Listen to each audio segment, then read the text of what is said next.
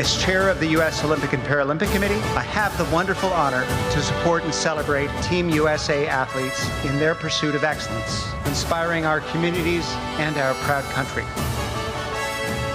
Los Angeles is the heart of technology, creativity, and entertainment for the entire world.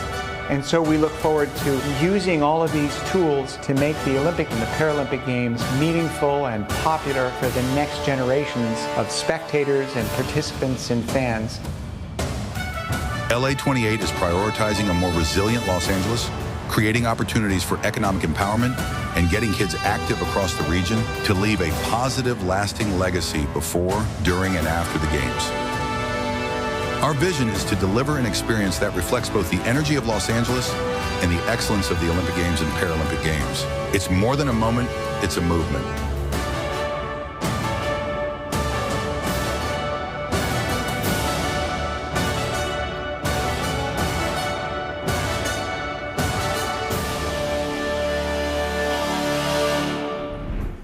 Wow, the Olympic soundtrack, it kind of gets you in the mood. So good afternoon, everyone. I'm very excited for this discussion today. There are very few events that really capture the spirit, the aura, the excitement globally that the Olympics do. In 2028, LA will be hosting not only world-class athletes, but really millions of visitors and billions of people around the globe. Today we're going to discuss the complexity of actually organizing such an event and how do we actually get all the pieces work together, the importance of partnerships, and how LA 28 is working with different companies and brands to really accelerate and scale this up at the speed it needs to be done, how we're leveraging technology, and finally the importance of LA. So as a starting point, the magnitude of this event is almost impossible to fathom. So what are your kind of go-to stats that you like to quote to people just to have them understand the complexity? We'll tag team here, okay? Since we both know them, we use these points with everybody we talk to. First of all, this will be the biggest Olympic Games in the history of the Olympic movement by a significant factor. And this will be the first time that the Paralympic Games are associated with the Olympic Games in Los Angeles. Remember, this is the third time Los Angeles will have hosted the Olympic Games. We did in 1932 and in 1984. But in both of those cases, there was no Paralympic Games associated with the Olympic Games. That came in '88.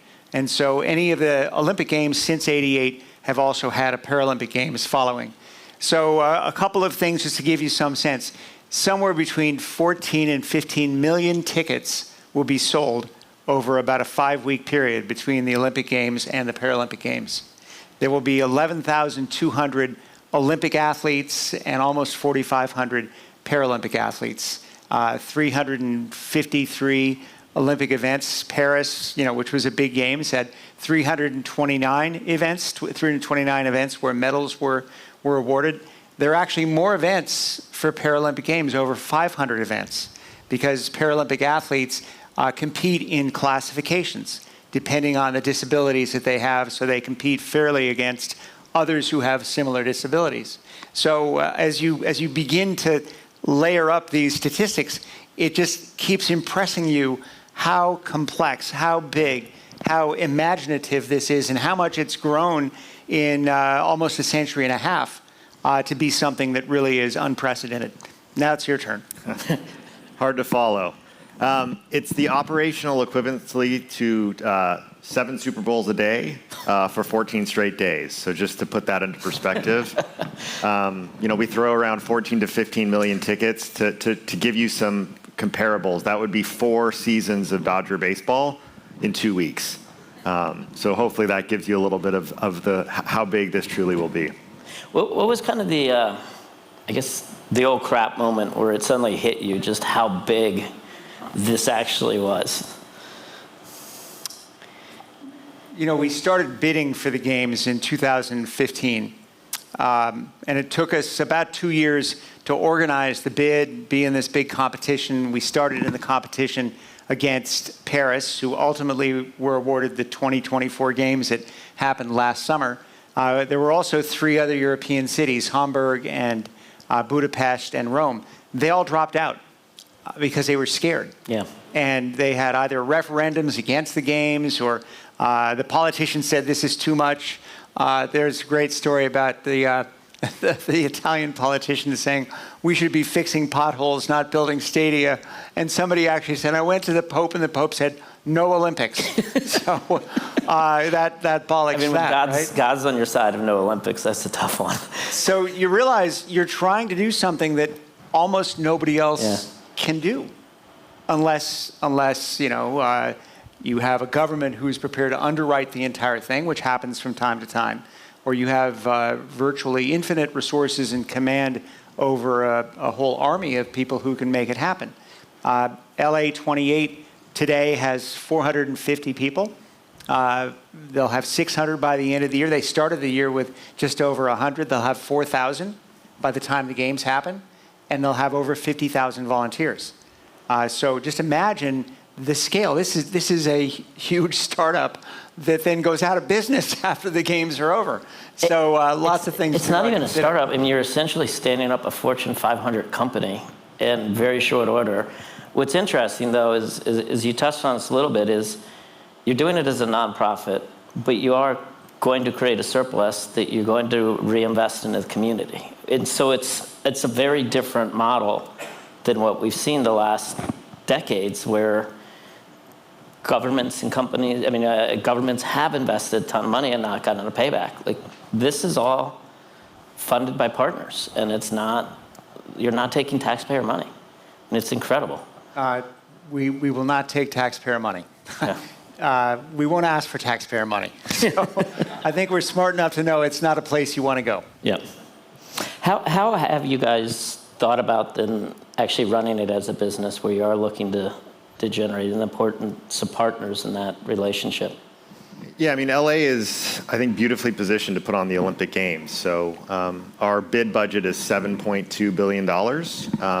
As Gene said, that will be privately financed. So we'll do that through a couple of revenue streams. So partnerships, sponsorships, which will be about $2.5 billion. Ticket sales, which are the 14 to 15 million tickets that we'll sell. Some licensing and some other ancillary revenue streams. To put that in perspective, that's probably a third of what Tokyo's bid budget was. And the reason that we can do it for so much at a lower clip is that we have incredible infrastructure here in Los Angeles. So we have great venues that are already built for the games that we don't need to build for the Olympic Games. So interestingly enough, when Gene and Casey and the rest of them got the bid, in 2017, there was no SoFi Stadium and there was no Intuit Dome, and they still had enough venues. But if you can think about it, we will have opening ceremonies at both the Coliseum and SoFi Stadium. SoFi Stadium will be the home of swimming. We'll put a pool in there. Track will be at the Coliseum. Soccer will be at the Rose Bowl. So we have these incredible venues that we don't need to build, which from a sustainability perspective is fantastic. So if you look at previous games, if you look at some of the venues that have been built for the Olympics, they're no longer used, which is just a total shame and not a very sustainable and not a very economic way to go into. So that's one of the reasons that we do it. But as we said, all of it's privately financed. So we will have the largest domestic sponsorship raise ever at $2.5 billion to help fund these incredible games. Matt, it'd be interesting to talk a little bit more on partnerships, because it's really the lifeblood of the Olympics, and I think it's such a unique branding experience. There's very few opportunities that cut across demographics, that cut across political beliefs. It's really about, and globally. You look at the brands that are associated. You've got the Nike shoes on supporting it, Visa, Coke, and how they've just been great partners over the years. But strategically, you're also looking at partners who can help create the new experience, help execute the Olympics. Yeah, we have two distinct kind of partnership themes that we work on. So one is like folks that just see the incredible IP and the brand equity that the Olympics rings deliver. The number one reason here in the United States that people tuned into the Olympics was not necessarily that they were fans of Simone Biles or LeBron James. They were fans of Team USA. So There is no larger fan base in the U.S. than Team USA. There's close to 200 million people that actively support Team USA. So you have like the reach of the NFL, but the passion of a local team. So, I don't know many of you that wear like NFL hats. You wear a Chargers hat or a Rams hat. So that's the difference, that we have this incredible scale. And then the IP of the rings is unmatched. And so you have folks like Delta Airlines who are using it just because they want to align themselves with American pride. And it's not red or blue, it's red, white, and blue. Or Starbucks, we just announced a couple of weeks ago. And then really interesting enough, again, we're going to put on the largest event in the history of the world. And so we have partners that want to tell that story that are an active participant in it. So AECOM is our design infrastructure partner, and they're going to really help us build some temporary overlays. Like, for example, the Coliseum. I don't know if you've been there recently. It's a football stadium. It needs to go back to a track stadium. We need some experts to do that, and so AECOM will help that. Uber was just on the last panel. We actually need to create like our own system, like our own closed Uber system for all of the stakeholders that need to move around the Olympic Games. Probably no one better to do that than Uber. And I think if you ask probably people that come to LA for the Olympics, they're going to ask two things, like how was the food? And how was the traffic? And so having Uber help us with that is probably pretty good. Yesterday, we just signed a partnership with Highland Fleets, which are electric school buses. They're obviously, we want to try to be as sustainable as possible. We need, thousands and thousands of buses, and so Highland's going to provide 500 electric buses for us. So, those partners, as Gene said, like, I think I just found out I get fired in 2028, so all of us go away. But those partners they will stay on forever, and they can tell that story about the incredible things that they did to put on these magnificent events for us. Yeah. By the way, Team USA that persists. Yes. Doesn't matter. We'll have a Team USA that is competing in the Milan Cortina Olympic Games that start in February. So we send teams to, Olympic Games in the winter, Olympic Games in the summer, anywhere in the world. So the virtue of putting Team USA and LA 28 together is that you're promoting everything. And when the experience is a, if you will, home country experience, the athletes operate completely differently. They feel a sense of pride and attachment and ownership, and they know their families are going to be right there. And so it's very, very exciting. And we really only get to do this once in a generation. Yeah. This is one of those rare moments when we have a Summer Games in 28, followed by a Winter Games in Utah in 2034. So knowing that within that very short period of time, we'll have both Olympic experiences is incredibly gratifying. And it's something we had talked about too. I mean, the Team USA aspect of it. And from the beginning, when this was awarded, that was part of the focus on how do we already start building the brand equity and how do we get people engaged in something that is going to be pretty unique. How are brands, and you've done a lot of brand partnerships, how do they think differently about the opportunity with the Olympics? Because it is transcending sports, and we all have the human interest stories that go along with the athletes, and we all suddenly get excited about, okay, there's this pole vaulter who has this history, et cetera.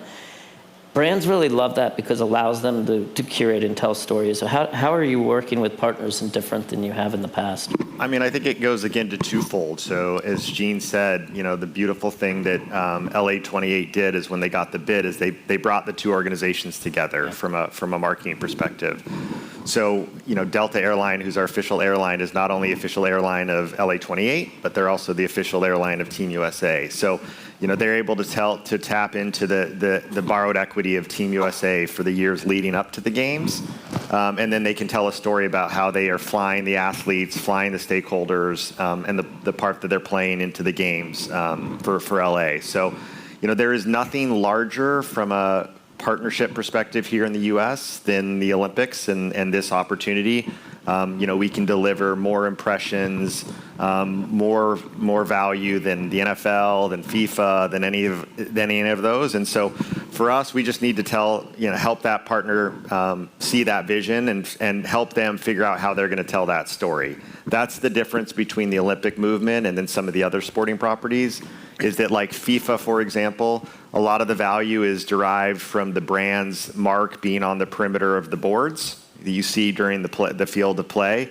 The Olympics are what we call clean venues, and so there is no on-field broadcast visibility, and so the brand needs to tell that story in and around the games, and how are they integrating into the games. If it's, if you're a food provider and you're doing something within the athlete village, how do you tell that story? If you're bringing the marks and the rings into retail, Starbucks will have branded cups, and you can buy merchandise and those kind of things in their stores. We'll have a mascot release. That'll go into retail. And so telling that story in the lead up to the games is important for the brands, and that's really where a lot of the value comes from.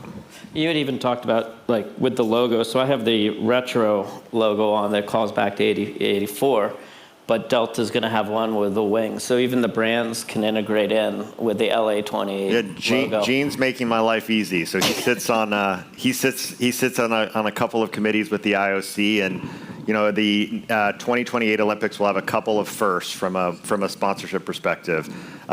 First ever brands being integrated into the IP of the actual logo. So as you saw that, like the A on that mark for Delta can be the wing of a plane or a coffee mug or some of the things that a brand can really integrate their IP into, which is a first.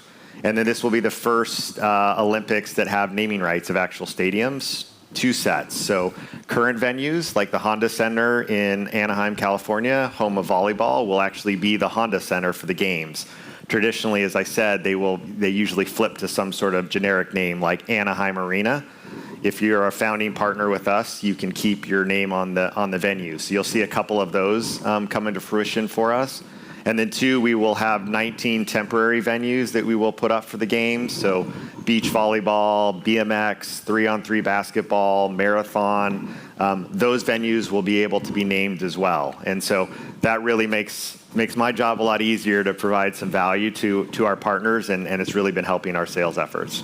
One of the beauty of the Olympic Games, this is true for the Paralympic Games, is it's virtually all the sports. Yeah. There are 36 different sports with 50 different disciplines in the Olympic Games. That's bigger than any Olympic Games before.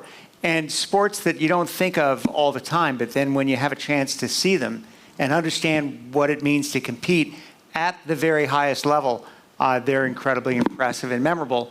And oh, by the way, you can walk 200 yards and see another sport that you haven't seen for a long time that also operates at the highest possible level.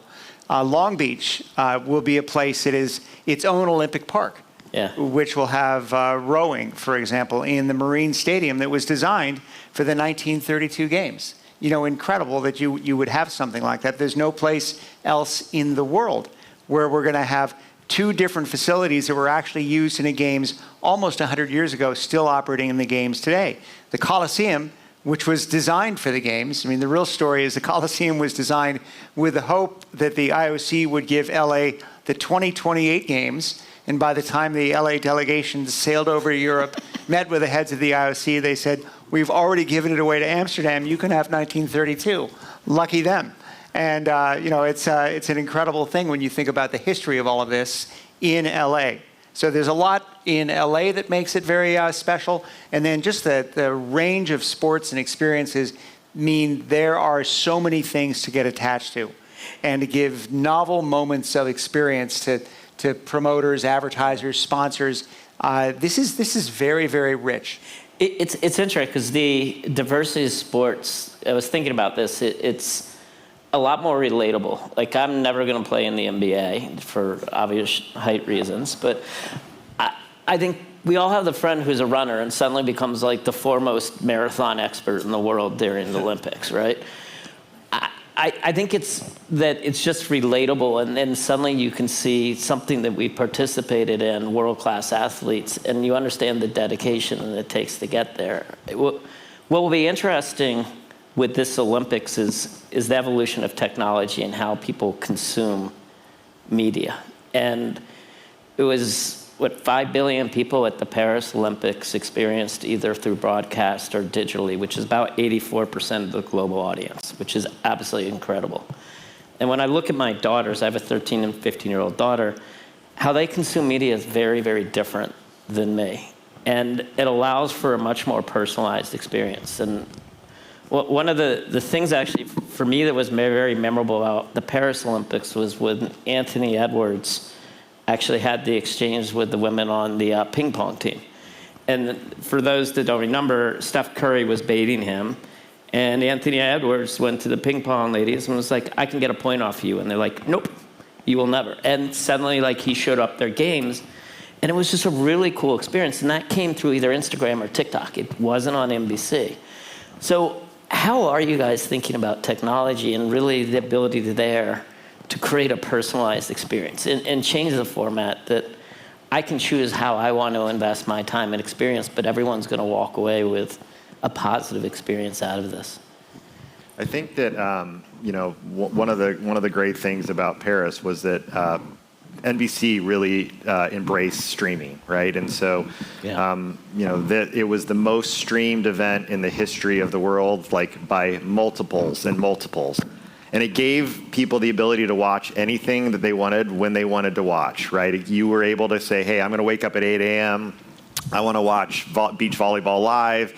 And then you could watch it on linear, on prime time and kind of relive it all. And so, that will continue to evolve. NBC is a great partner of ours, and, they have put a lot of time and energy and infrastructure into ensuring that the product is meant for today's viewing experience. And so you really can watch it, when you want, how you want, on whatever device you want.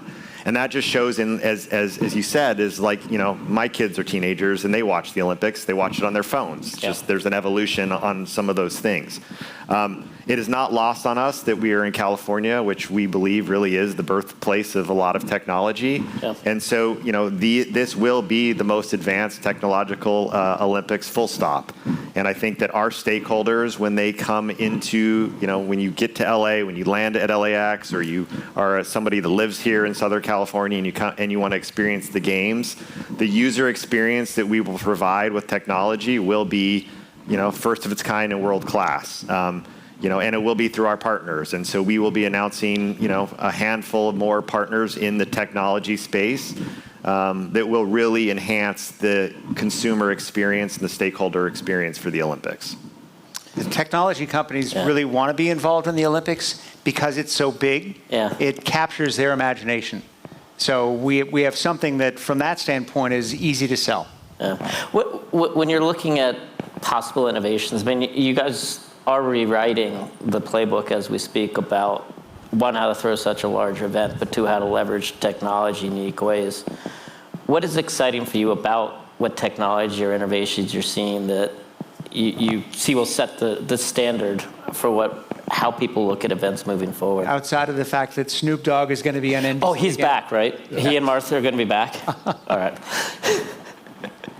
Yeah, I mean, again, I think it just goes back to that experience, is that you have, people from 200 plus countries coming together, and how can technology bring folks together? If it's from,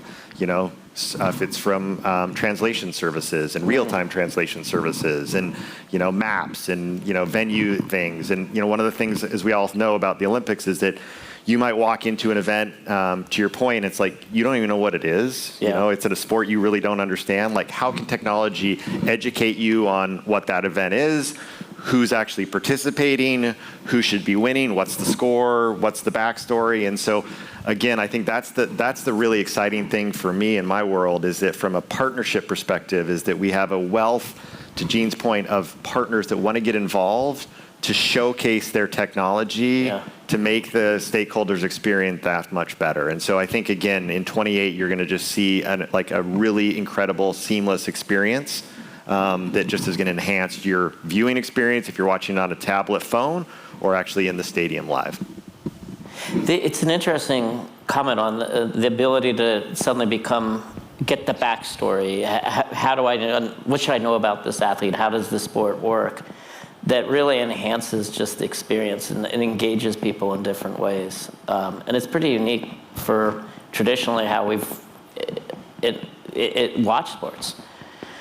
So you've had a very interesting career in the private sector. What learnings have you taken from there and applying to this endeavor, which is, you've done a lot, but this is just a different magnitude?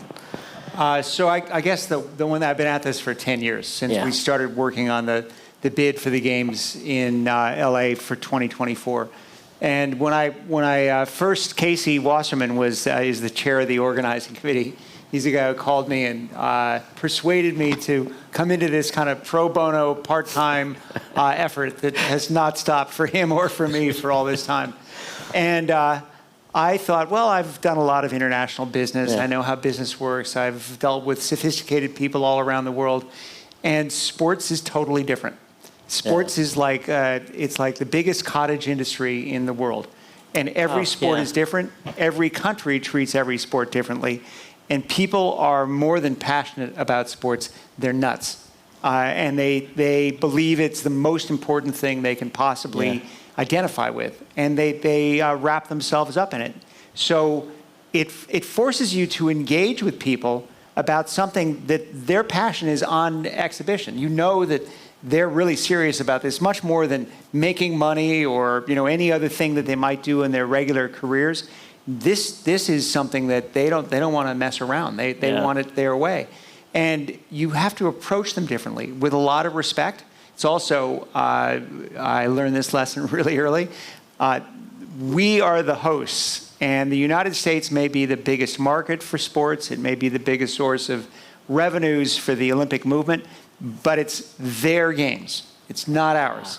And we are assisting them with an effort that they conduct, they meaning the rest of the world. And as an American, you learn very quickly that the rest of the world looks at the United States of America and says, it's great that you have so much money. It's great that you win everything, but we don't necessarily like that. So if you actually want to win these games, you better convince us that you're going to do something that nobody else can do, and that you'll respect us, that you'll treat us the right way. So it caused me at least to be a little more humble about how to approach people from different societies, from different backgrounds, and it's been an incredible learning experience. And it is going to be a great learning experience for Americans to experience as many people coming to this country, especially today, when the country has kind of an aggressive external posture. And I'm not trying to make a political statement. We're inviting the rest of the world here. And we want them to feel welcome. And the president, he's told me and he's told Casey and others, he wants this to be the best games in the history of the Olympics, including being the most welcoming for people from other countries. So that sensation that you're stepping up to be a great host is a very important part of what this is all about. It's interesting because the way you're phrasing it is that we're stewards of the Olympic spirit and value system for the next until 28.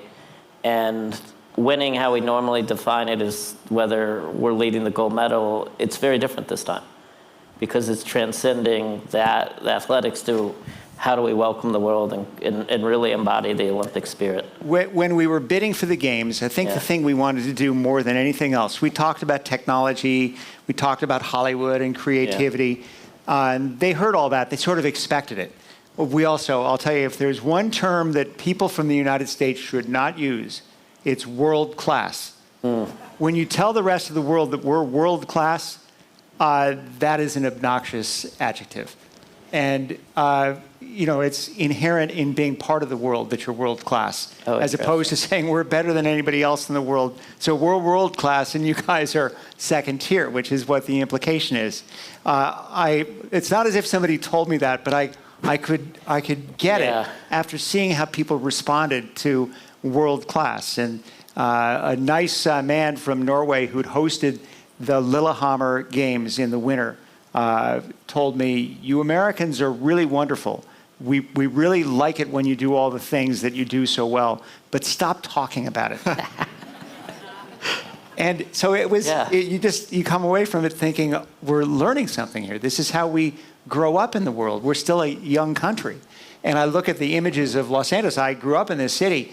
This city is a very welcoming city. not just LA, but all of Southern California, the number of communities of people we have from other countries in the world is remarkable. I think there's a statistic that says that we are the second biggest location for people who were born in specific other countries of the world, of any place in the world, more Koreans, more Persians. I mean, it's really an amazing amalgam of people from around the world who have chosen to settle here.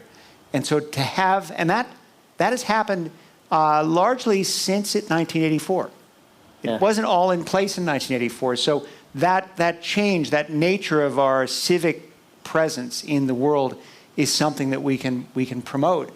And we're used to being kicked around a bit right now, and I think there will be a tremendous opportunity for the sort of resilience and revival of Los Angeles around these games. It's a key point. I mean, I think one of the values of the Olympics, it really does transcend sports. And if you think about some of the iconic images, whether it's Jesse Owens in Germany or in Mexico, Tommy Smith and Carlos with fists. I mean, the tragedy in Munich, Al Michaels reminding us that we should believe in miracles. Like, these memories are just burning in our mind. And I think with LA in particular, it must be an incredible personal experience with the tragedy that occurred. This is the opportunity for the LA community to really show how we can unite, come together, and how we can literally rebuild from the ashes and create an unbelievable experience. So how personally have you thought about that? I mean, it's an incredible honor and a lot of responsibility, but going to be pretty amazing. I'll let the Angelino. I've only been here for 20 years. So. Well, nobody expected what happened in January to happen until it happened. It was worse than anybody expected. And to some degree, it's isolated to the Pacific Palisades and Altadena, a little bit of Malibu. So you could come to LA and spend a lot of time and not notice anything. Yeah. Except the sense that the community has been torn and lots of people have been damaged and hurt in very, very different communities is all around us. And everyone has lots and lots of relationships with people whose lives have been turned upside down. So there's a huge amount of human anguish in this. These games celebrate achievement. Yeah. They celebrate meritocracy and excellence. And they use sports as a proxy for what is it that humans want to do if they want to set the highest possible standard. And that is elevating. Yeah. And to be the host of that experience when it's presented on such a grand scale calls on all of our best talents. And so I think this, and I feel it from people I talk to and communities as they get closer to actually realizing this, I think it will do for LA in 2028 what it did for LA in 1984, which was to cause the city to think differently about itself. The 84 Olympics were really the first Olympics that turned a profit. That profit funded what is called the LA 84 Foundation, which has done a lot of incredible things in Southern California for youth initiative, youth sports. That was one of the things that Gene and Casey was super important for them for the 28 games, is that we do leave a legacy. And so, we actually have pre-committed in a way. And so we've already committed $160 million to the LA Parks and Recs for a program called Play LA, which gives any youth in LA that participates in their programs the ability to play a sport for $10, and we subsidize the rest. We just surpassed our millionth sign up. And so, that's the legacy we want to leave behind that really gives something back to the community. And then I'd say for the Angelinos is that, the Olympics is not just for the, really wealthy. It's really important that we give the ability for folks to see the games live. And so we will have a community ticketing program that will provide tickets to people that might not be able to afford them. And then we will have millions of tickets that will be priced under $28 for us, because again, we want everybody to see the Olympics live, because those are lifetime memories that those people will take on for the rest of their lifetime. So it's July 14th, 2028, and gymnastics terms, you guys raised the degree of difficulty to attend by having 2 opening ceremony locations. There's going to be billions of people watching. What are you both most excited about for that opening night? I'm a salesperson, so I'll probably be selling someone something. But I think one of the interesting things, again, for me is that I feel a huge honor to work for this organization. Again, like December 31st, 2028, like we go out of business. And so I think working with my colleagues, that camaraderie, I think, being with them and seeing kind of what we've put together it will be something that will be really special and something I'm looking forward to. Okay, I'll give you the inside story. Why are we having the opening ceremony in 2 stadiums? That's never happened before. No. Now, Paris had the opening ceremony down the Seine, so that never happened before either. So Los Angeles is the host city. The city of Los Angeles is one entity. It's got 4 million people. It's the biggest city in Southern California, biggest city in the county of Los Angeles. But there are 87 other cities in the county of Los Angeles, including the city of Inglewood, which is where the SoFi Stadium is. And that's where we can really have the opening ceremony. The Coliseum, I'm sure a bunch of you have been to it. It's a century old. There's one way in and one way out. And if you're trying to put all these athletes in the Coliseum, have them parade, and oh, by the way, they're going to parade on a temporary track that we've spent $100 million to build, and we're going to put in there a couple of months beforehand. That's not a really safe thing to do. The SoFi Stadium is the most attractive, it's a beautiful most incredibly technologically sophisticated stadium anywhere in the world. It'll be fantastic. So you could say, well, why not do the whole thing in SoFi Stadium? Except that the city of Los Angeles is, the host. And by the way, as I said before, the Memorial Coliseum is the only building in the world that will have hosted 3 Olympic Games. And so it means a lot for the legacy and for the history. So the concept, I remember since I had to convince a city councilman that this was the right thing to do. They're connected by all sorts of neighborhoods in Los Angeles. You're going to have these 2 things going on about 7 or 8 miles away from each other. We'll have the torch come into the Coliseum, imagine that, but make its way to SoFi Stadium. We'll have the parade of athletes in SoFi. We in Los Angeles have the ability to use both venues, and use both venues distinctively, memorably, and in a way that will be an incredible celebration and party. And so why not? And we get the best of what we have and the best of what we have had, and we put them together. So, taking advantage of that situation, we could take a slight political issue and turn it into something that I think will be one of the great experiences of the Games. That's awesome.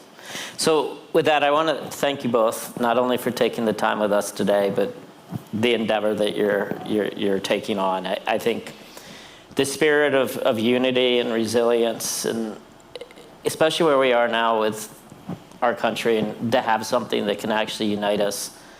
Everyone is a fan of Team USA. And to actually have something that brings a community together, brings a nation together, is so important for where we are. So I want to thank you both for today, but also the great work you can be doing moving forward. So thank you. Thank you.